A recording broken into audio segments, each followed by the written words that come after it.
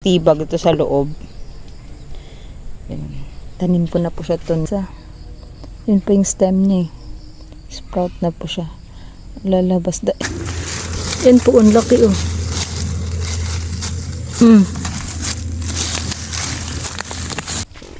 Ay. Sarap po ito sa kape. Let's go!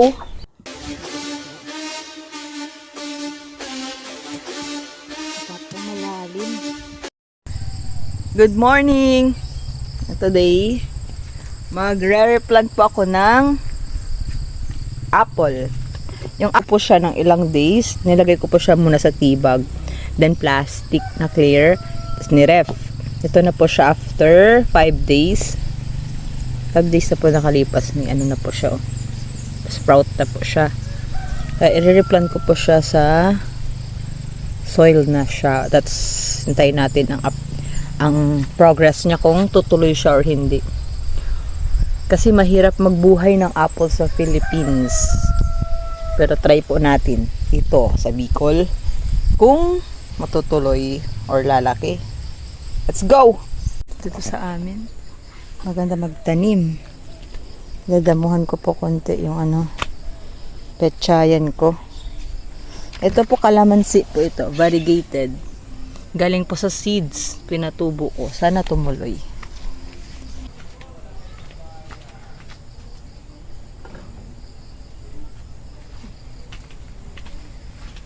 Tara. Daling ka dito. Ayan. Dito ko po siya i-replant.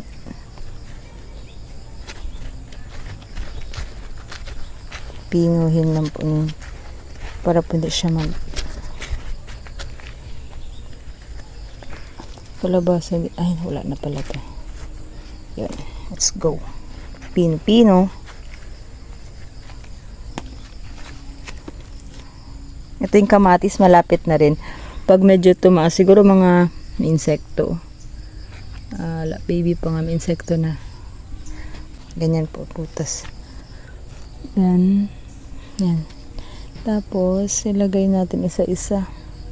Yun po yung stem niya eh. Sprout na po siya.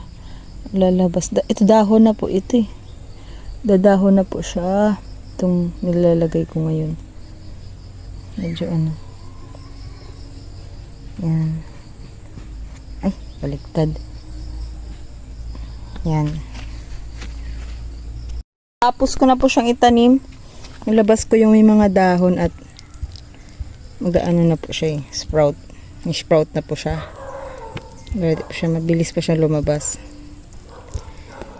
Maganda po siya pag may dark. Sa dark, takpan po ito ng hindi makakita ng sunlight para mabilis po siyang mag-sprout. Sa situation na ito, nag-sprout na kaya medyo open ko na siya. Tsaka naka man sa ilalim ng aratilis. Dito. Tapos, yung gubat dun. Maayos-ayos na din. Tanggalan ko lang ito ng damo konti dito. Ito sa bungad. Asin hirap pag dumami. Ayun.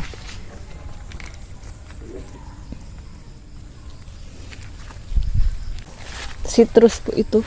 Dalanghita. Hindi pa siya nagbubulaklak. Hanap pa ako ng ibang ways para siya ba? Mabilis baklak.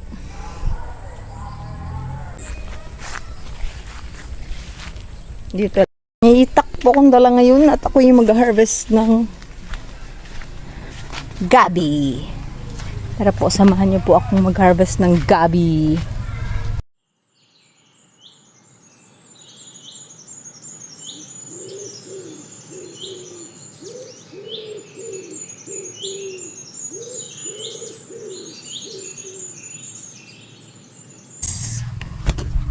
Ayan. Ganito karami sa Manila, 20. Tuyo na. Tuyo pa.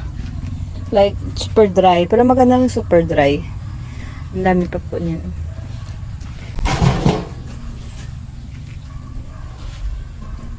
Parang uulan, no? Ayan, no? Kaya dalian ko. Parang uulan yung panahon.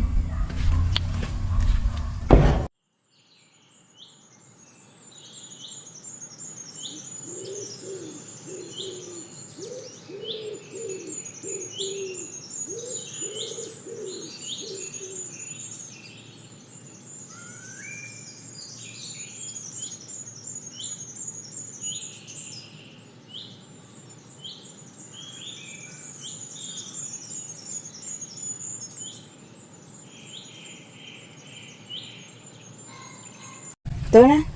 Yan pa. Medyo ito na tanggalan ko na part. Yan oh. Tapos kukuha pa ko ng alam ko may yung katab-styron oh, ang ingay. Ano katab-styron? Okay. Kita ko ditong kamoting kahoy. Para imerienda po namin siguro ito. Pwede na po ito. Hindi, pwede na ito. Kasi may laman na.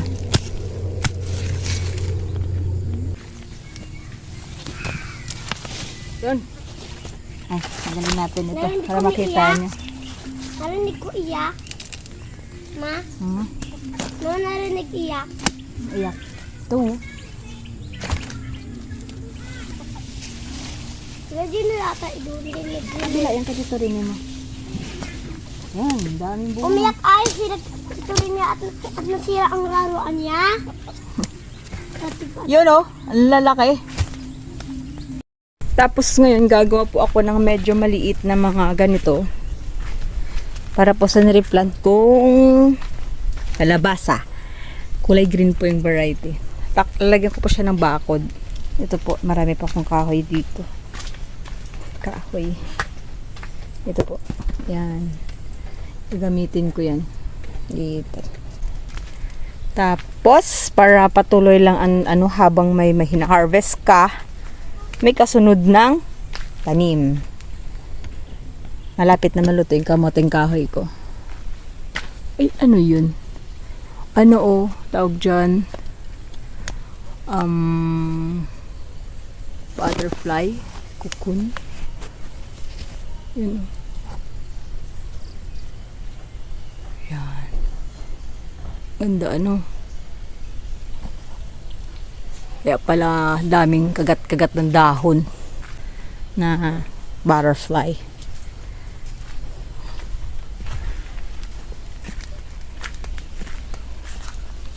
Una po yung ating kamoting kahoy. Sarap po ito sa kape. Let's go! Thank you pala sa gloves sa sponsor ng hipag ko, si Roxanne Vargas. Sa uulitin. So, ayun. Tatanim natin yung kalabasa muna. Ito. Yan. Dito. Plano ko pong ilagay yung isa dito sa may gulong. May gulong po para dito ko po ilagay sa tabi ng isa. Dito. Yan. Napapumalalim.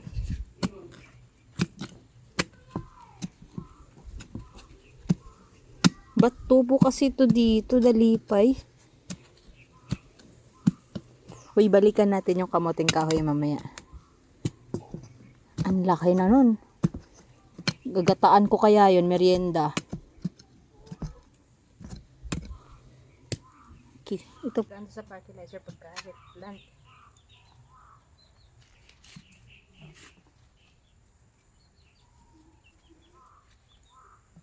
Bigay lang po tong seeds sa akin. Yes. Tubig ulan po ito. Yan. Okay na siya.